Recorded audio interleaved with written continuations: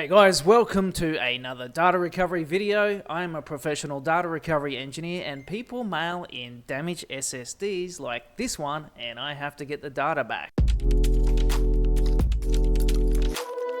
Now this SSD has been water damaged. It's from a laptop and you can see here that all the electronics are corroded. Now if you do get water damaged drives or any electronics, it's best to just turn the power off and clean them immediately. But this one's got a lot of corrosion and a lot of mineral deposits, and now it doesn't work. Now the big thing about this SSD is that it is a single chip and it's got the memory and the controller and practically all the technology to run it inside this one large chip. And it's kind of an OEM product for the cheap laptops. And then you've got all the electronics here, which are generally power management electronics.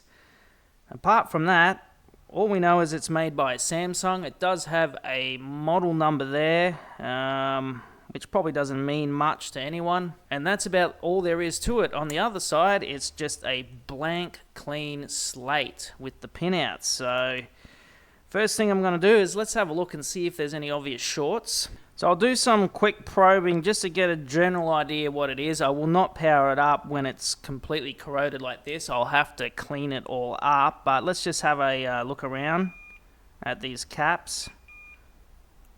Inductor. Caps all good.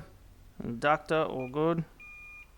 Okay, this cap is shorted to ground. I'm not sure. Some of these little power management chips will be on ground before they're powered up, so I'm not sure if that's damage or if that's part of the way the circuit's engineered.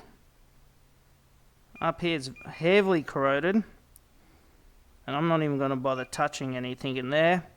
So first thing we're going to do is we're going to give it a light clean and we'll have to ultrasonic bath this one. I want to make sure that there's no corrosion under the chip here. It looks like it should be fine. Yeah, so really the concern for me is you can see this soldering underneath these little balls. The water will get under there and it could be corroded like this. And there's, I mean, the ultrasonic cleaner will have a good chance of getting under there and trying to clean under there. If it looks like this under there, then that's a problem.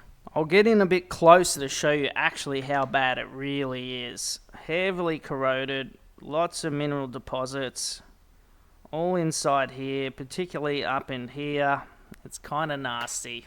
So that's it in the ultrasonic cleaner. It's going to get a nice hot bath. I do use a bit of acid, a little touch, and a little bit of detergent just to help clean the electronics, and we'll let that sit and clean away. We'll check in soon.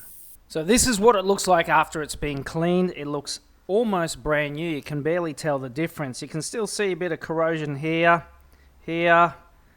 but generally all these pins are nice and clean and it's almost back to new. Now this trace wire in here is our voltage input.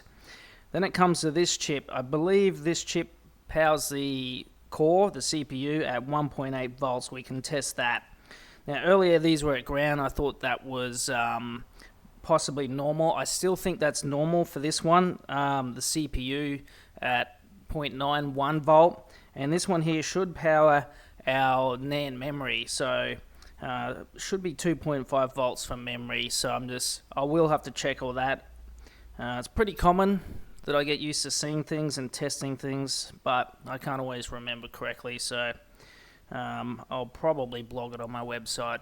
But it is time to plug it in and see what we get. Hopefully it works again. Okay guys, it's go time now. We're going to plug it in and see if this repair works. Hopefully we can get access to it again and get the customer's data back. I'll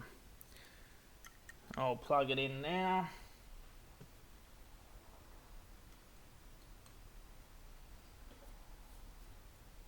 And we're just looking for any activity.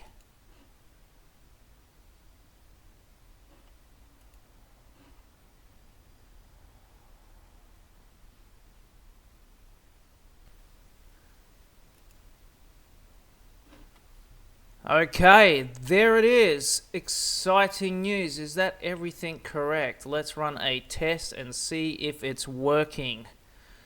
Okay, this is exciting. It looks like the water damage SSD has now come back to life. We're getting all the bells and whistles. Things I want to see is the correct ID with all the correct settings. So we're getting that. It's a 512 gigabyte SSD. It's detected the firmware. We got the full model, which I think is based on a PM991-991A-ish. So even though it's OEM, it looks like the 991 platform from Samsung. We're getting good speed. It's about 38 degrees temperature. It looks like it's in fairly good condition. So that's good news, guys. And there it is, guys. We have access to all the customers' data again. They'll be very happy to get a phone call from us. If you need data recovery from a SSD, visit zeroalpha.com.au. You can mail in anywhere from around the country. And as usual, have a nice day. And I'll see you guys in the next video.